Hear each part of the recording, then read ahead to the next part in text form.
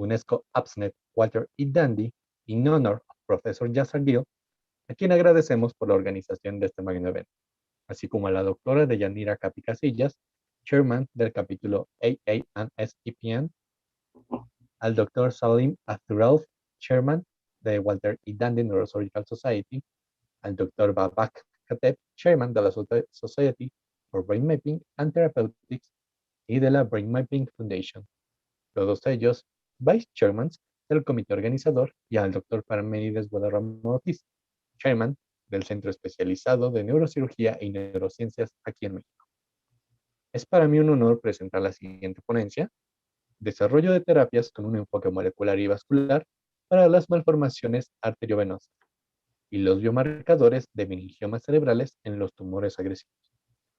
Traída a todos nosotros por la doctora Margaret Simonian, que cuenta con un posgrado en medicina avanzada por parte de la Universidad Macquarie de Sydney, trabajadora activa de la UCLA y miembro del proyecto del proteoma humano, editora asociada de múltiples journals científicos.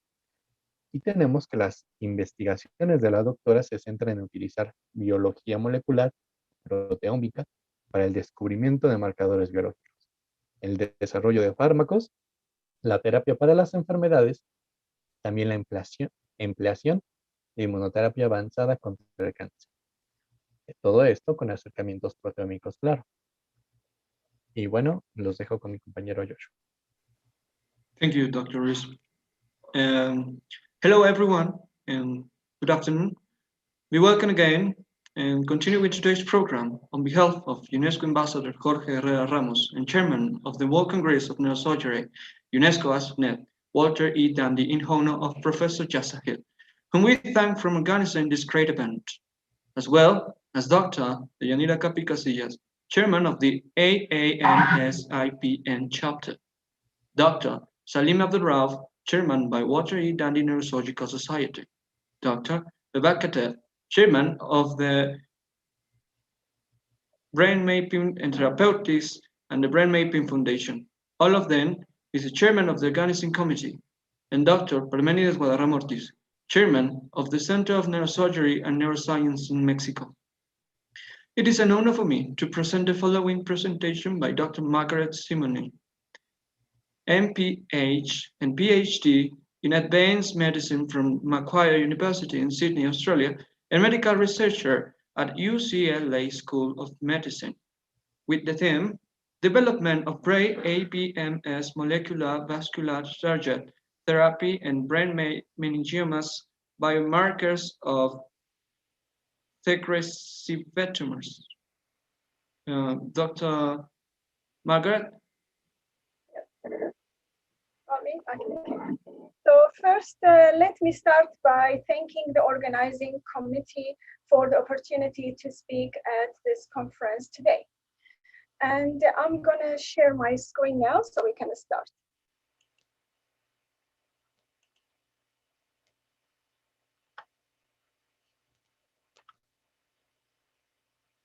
Okay, is everything good? Yes, we can see your presentation.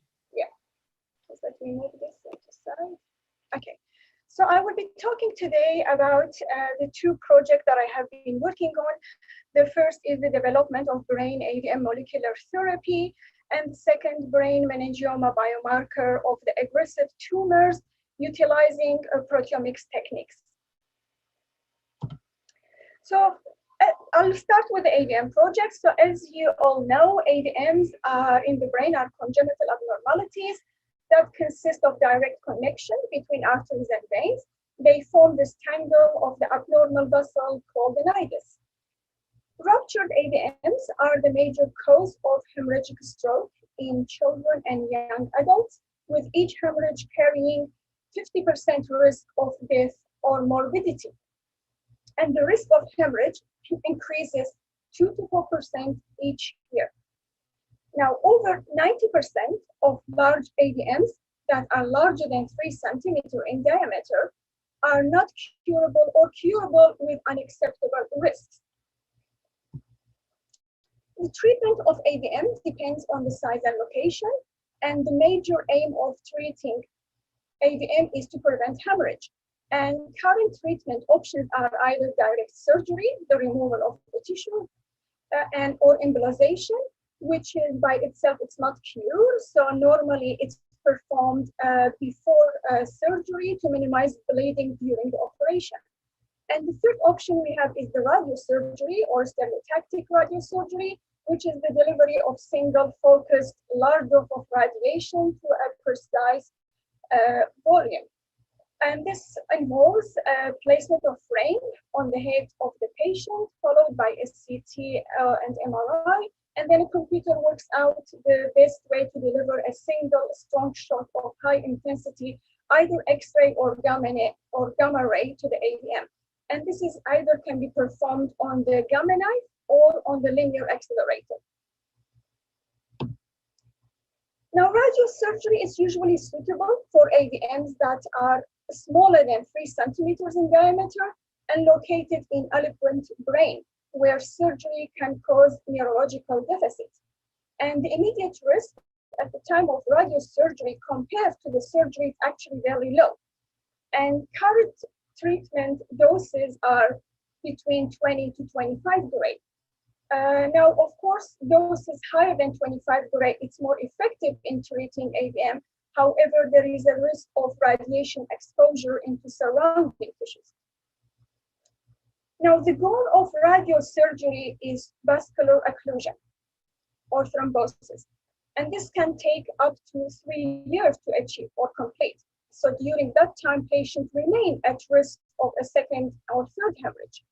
That's why my project aim was to identify unique protein targets of brain AVM vessels that can be used to promote rapid thrombosis after radiosurgery instead of waiting 3 years.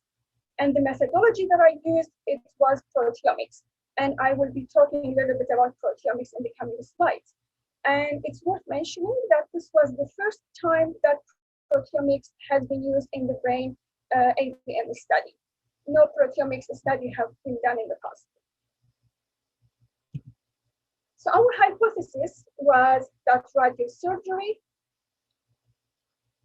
alter AVM endothelial membrane surface protein that allows discrimination from the normal vessels. So these membrane proteins then can be used as a target for a ligand-directed vascular treatment to promote rapid thrombosis in AVM vessels. And of course, our overall aim was to develop a new treatment for brain AVMs that is safer and more effective than current method of surgery and radiosurgery for deep lesions. And our experimental approach was assessing the membrane protein changes in the murine endothelial cell cultures, the animal model of AVM, and then the primary endothelial cell derived from human AVM tissues. And the methodology that I used was in vitro and in vivo biotinylation of endothelial membrane proteins in the cell line and the animal models. So because we are working or we were looking into membrane protein on the surface, so I had to label these membrane proteins. So the biotinylation is a labeling technique which I had to develop and optimize multiple times before using it in the experiments. And then proteomics analysis to identify and quantify the protein changes across all samples. So ultimately, the proteins that are upregulated in the cell, animal model, and the human tissue after irradiation compared to the normal cells, those are the ones that will be used as targets for the ligand-directed vascular treatment in the clinical trials. So what is proteomics?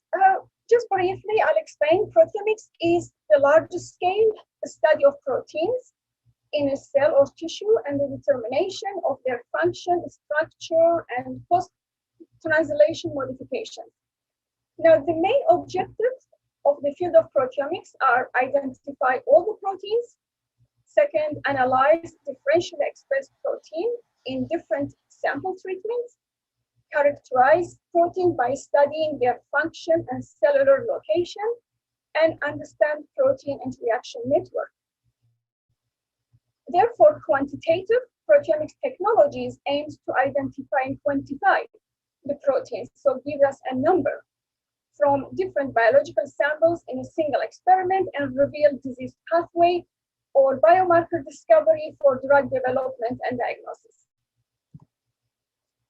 Proteomics rely firstly on protein purification technique, and second, mass spectrometry techniques or mass spectrometry instruments, and then protein genes and databases, and then bioinformatics.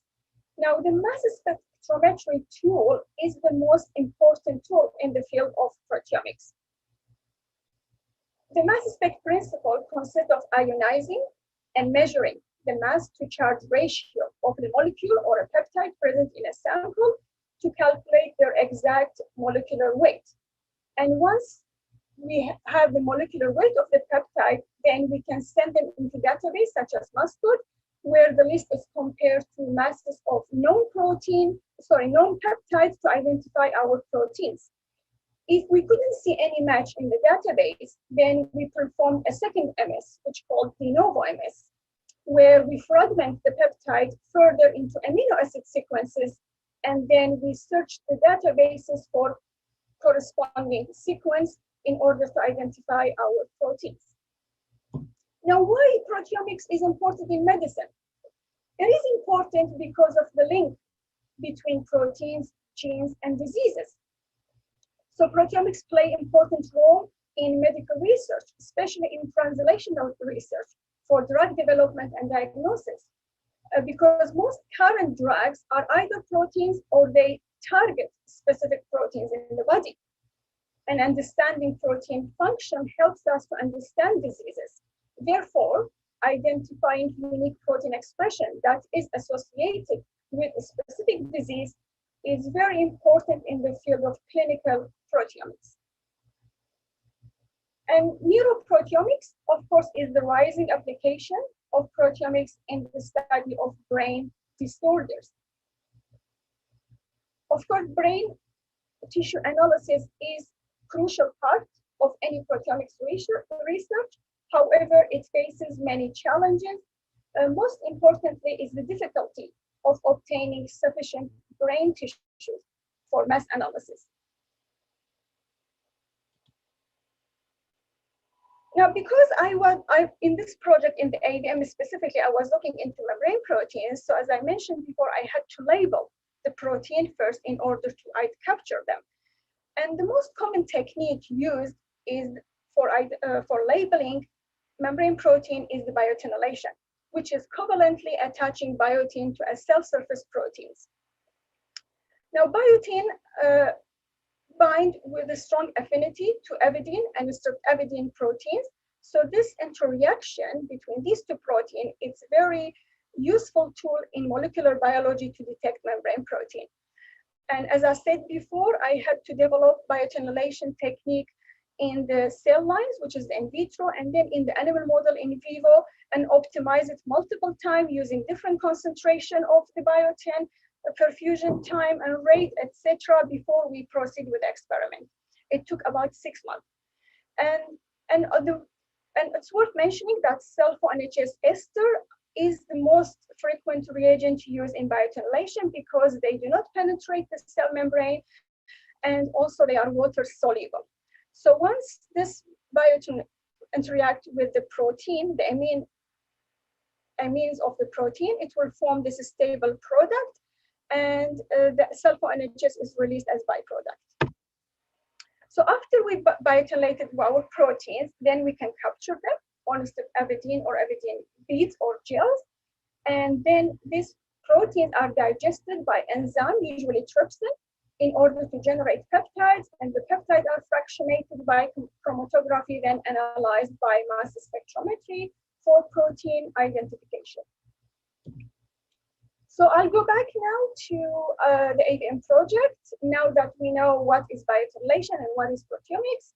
So with the in vitro experiment of the murine endothelial cell cultures, which is called BN3 cells, so those cells are cerebral endothelial cell available, cultures available commercially. So we purchased them and we started working on them first before moving into the animal model.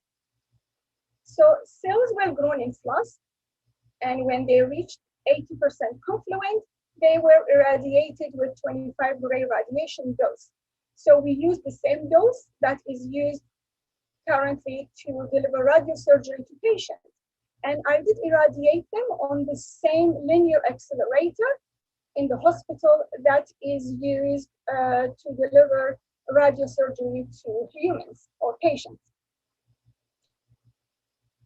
So we used, and then after irradiation, we studied the cells at 6 hours, 24, 48, and 72 post-irradiation because we wanted to see the effect of radiation on membrane protein over course of time. And of course, non-irradiated cells were used as controls.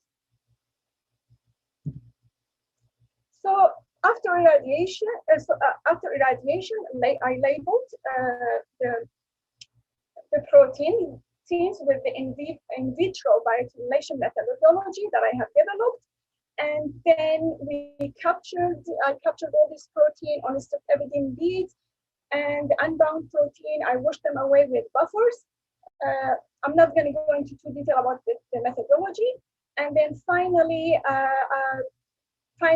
I performed on resin trypsin digestion of the bioaccumulated protein to generate the peptides. Now, for quantification proteomic analysis, I used a technique called iTrack, which is isobaric tag for relative and absolute quantitation. So this technique uses isotope labeling of the peptides with tags of different masses to identify and quantify the protein from different biological samples in one single experiment. So once the peptides have been labeled with iTrack reagents, they were pooled in 1:1 ratio, cleaned with chromatography, a strong cation exchange chromatography, and then analyzed with mass spectrometry for protein identification. And the mass spec data was submitted to Protein Pilot software for data processing using SwissProt database and mass masculus species. So to analyze, I just want to show you briefly how the Protein Pilot software looks like. So it gives us the concentration, it identifies the protein present across all samples. It gives us the name and the concentration and the ratios.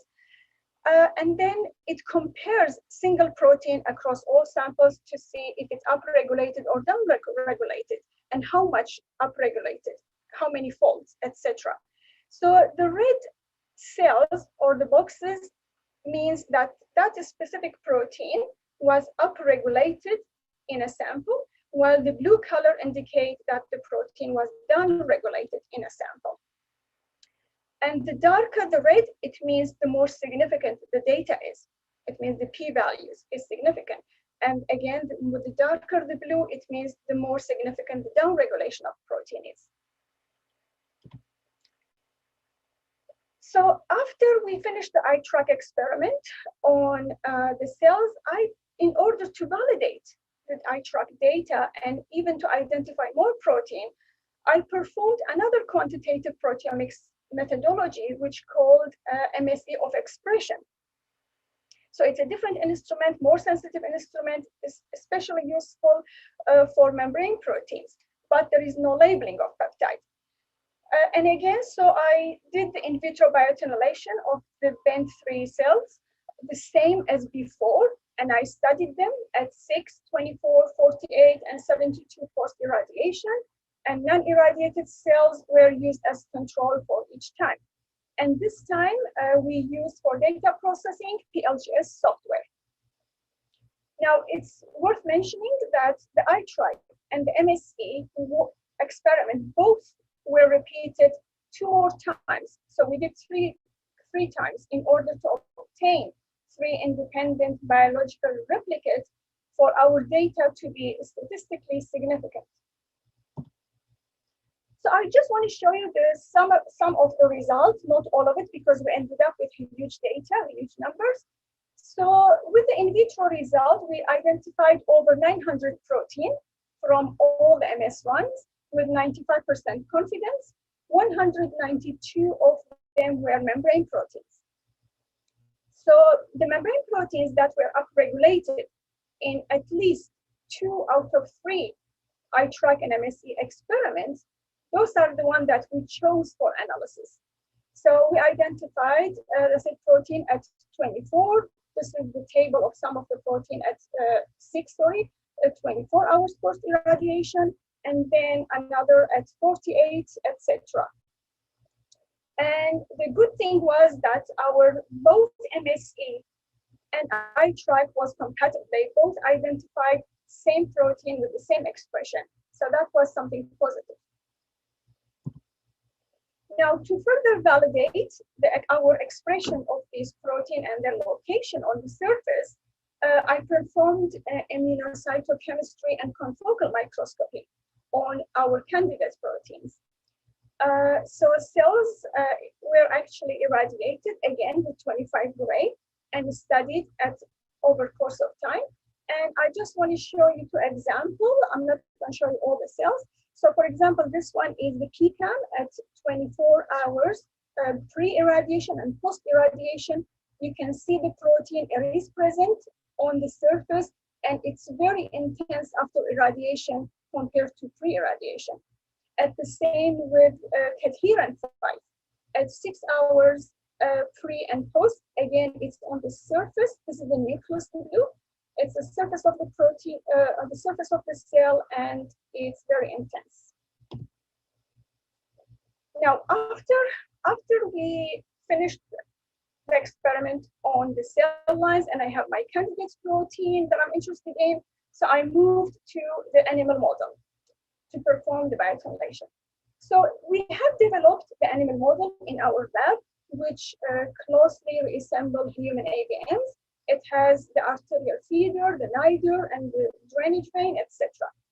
And we also established a technique to deliver radiosurgery to the AVM, to the animal model in our lab. So all was being done.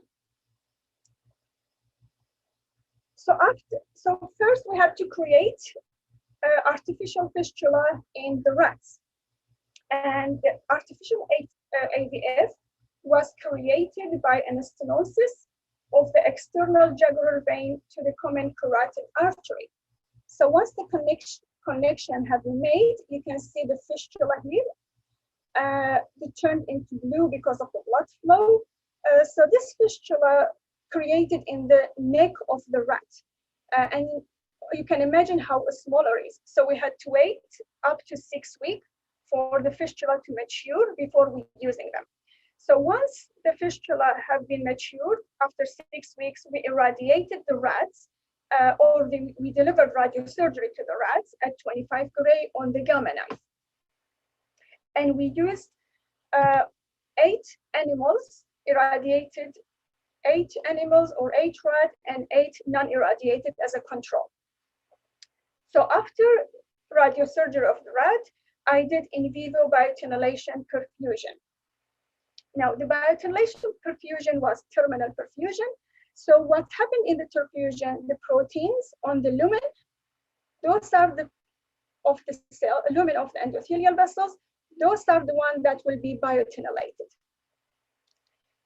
So after the perfusion, AVM tissues were excised, membrane protein extracted, and then I captured the membrane protein on the stuffed evidin beads, digested them with trypsin, fractionated them, cleaned them up, and then performed MSE expression for analysis. And the data was processed using PLGS software, just the same as done on the cell cultures. Now, with the in vivo result, again, we identified over 400 proteins. 52 of them were membrane proteins, and I'm only going to show some of the proteins that we identified, the membrane proteins. So we generated a list. And the candidate protein that we were interested in, we performed immunohistochemistry on them, and again, confocal microscopy, just to make sure they are actually on the surface and they are strongly present. So an example is the PCAM, pre and post irradiation, and troponin pre and post irradiation. And this is actually, you can see the surface because this is the lumen. Sorry, the lumen. Now, eventually, so what I did, I generated a list of upregulated membrane proteins that were present in both in vitro and in vivo. We wanted the same protein that showed upregulation pattern in both studies to consider them as a target or a candidate for our ligand targeting trials. So what's happening now with this data? What's happening, the proteins identified from this novel research are currently being tested in the animal models or in the animal trials. So we are delivering prothrombotic agent into the animal model just to see if we're going to create occlusion after radiosurgery. So we only, the only small trial that we started, we have a preliminary data where we targeted phosphodiethyl serine, which is present on the surface of endothelial cells. We target them with an Annexin B thrombin conjugate. So we had to prepare this conjugate. So we designed it and we delivered it to the rats, and the preliminary data showed thrombotic occlusion in the AVM animal model after 3 weeks.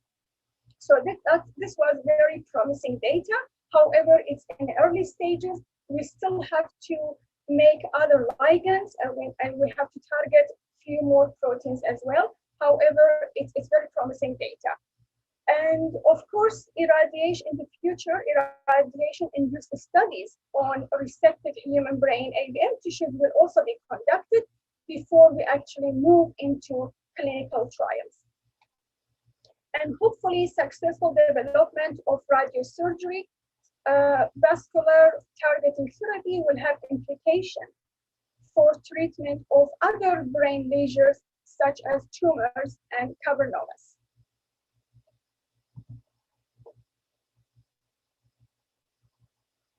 Now, I have published 5 or 6 papers on the brain AVM project, and those papers all available on PubMed.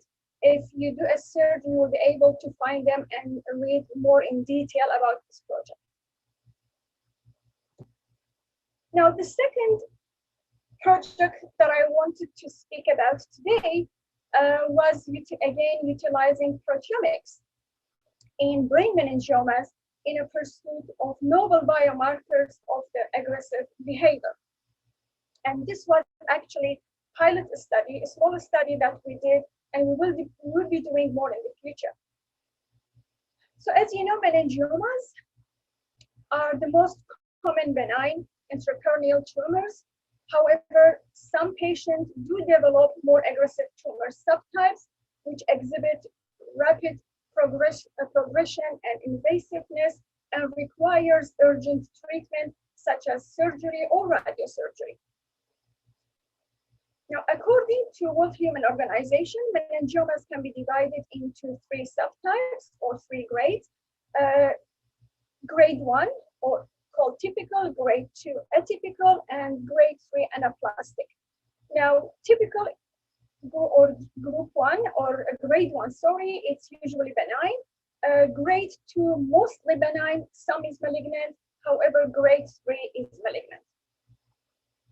Now, so far, only few genetic markers have been studied for meningioma subtypes, and the mechanism that result in the transformation from benign to aggressive subtypes are still poorly understood. That's why my project here was aimed to utilize, again, proteomics techniques to identify novel protein markers that contribute to the transformation of benign meningiomas into more aggressive malignant subtype in order to improve diagnosis and treatment of these aggressive tumors. So as you can see, proteomics has great application in the translational research. Now, to identify and quantify the differentially expressed protein in grade 1, 2, and 3 meningioma tissues, I performed another quantitative proteomics technology, which is called multiplex dimethyl labeling.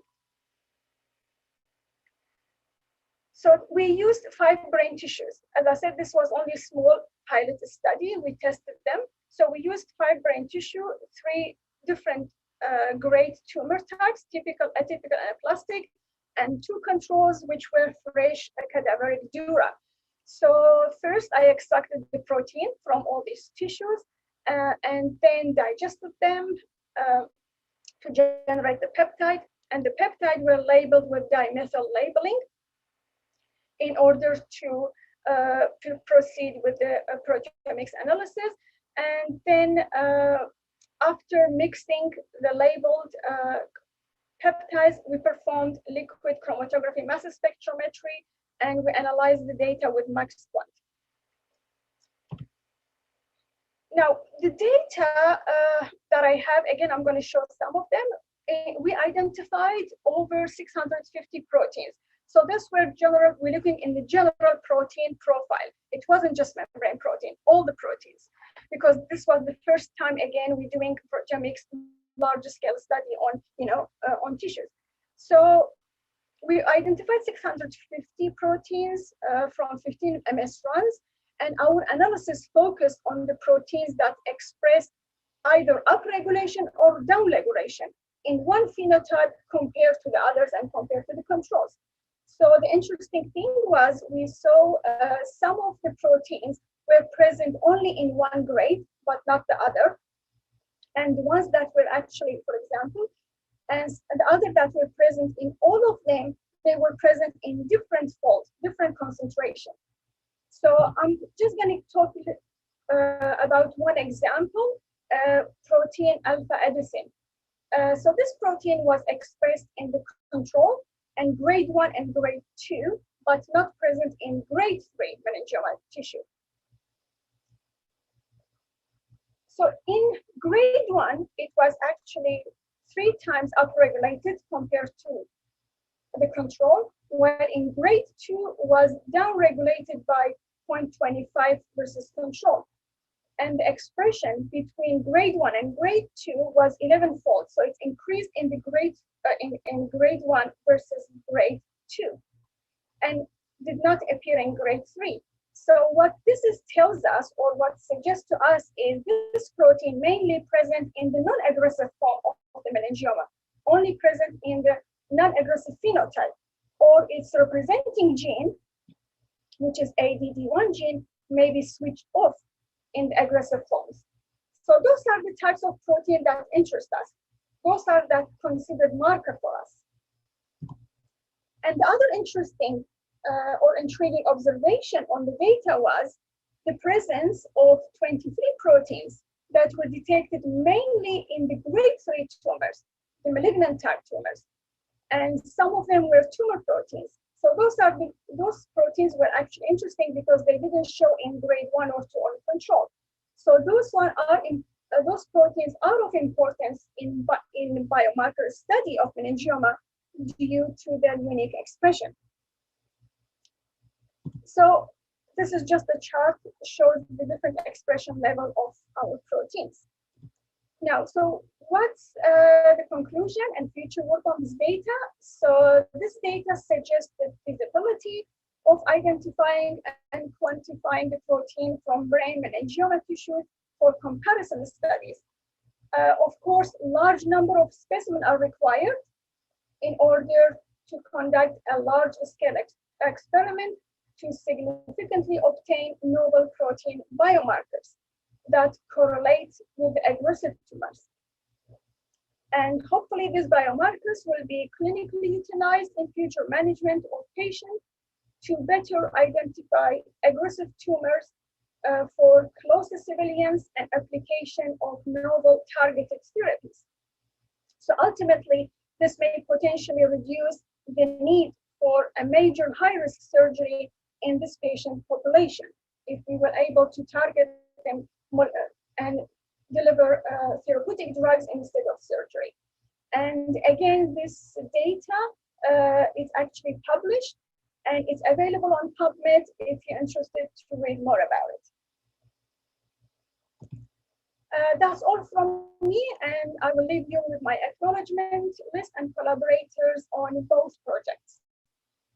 Thank you, and if there's any questions. Thank you, Dr. Margaret, for this great presentation. And thank you for your collaboration and your contribution at Science. Well, there's no question in the comment box, but it was a great presentation, and I love it. So I don't know if my mate Luis have something to say.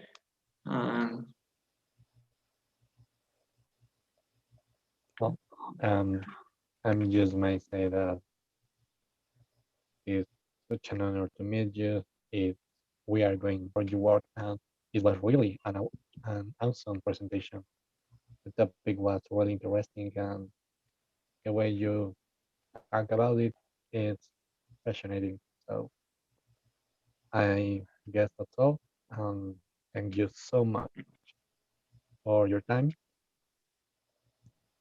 And I guess that's it.